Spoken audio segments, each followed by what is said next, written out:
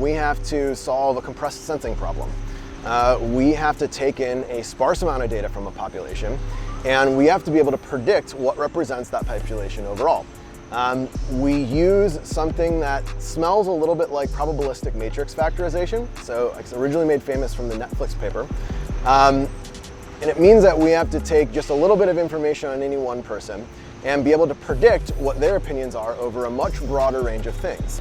Now, obviously, you can't get that 100% correct. That's the nature of probabilistic problems. So we have to be able to then communicate the confidence that we have in the results that we give.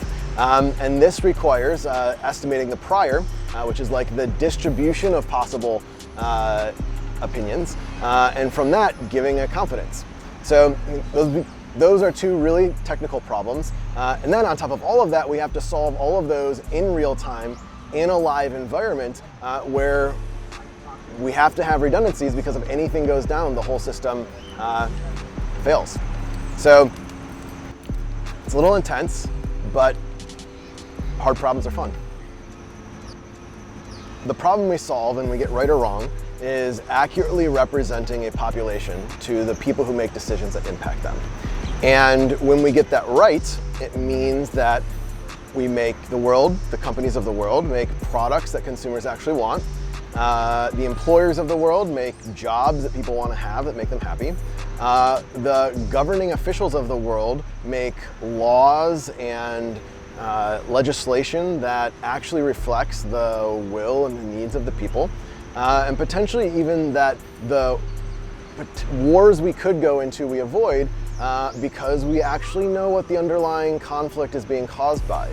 But on the converse, if we get it wrong, the implications are equally as bad. It can mean that people make products that we don't need, and thus they have to manipulate us to buy them. It can mean that jobs get made that really suck, that no one wants to go to, and make them unhappy.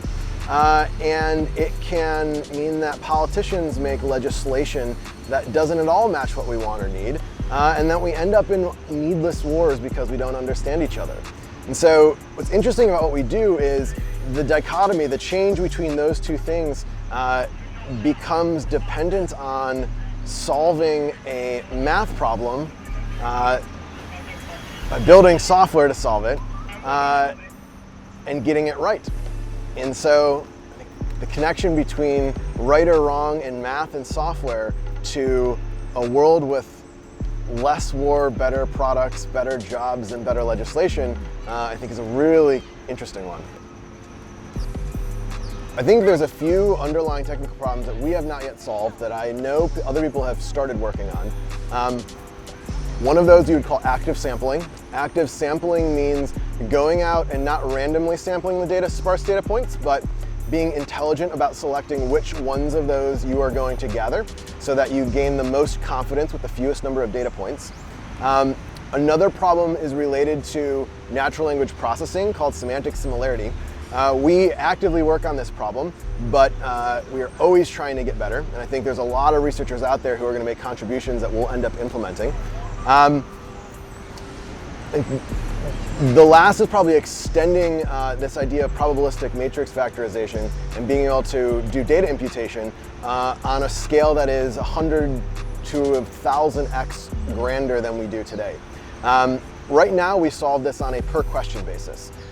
So that means that our data sets are order of magnitude tens of thousands, hundreds of thousands for each one of these.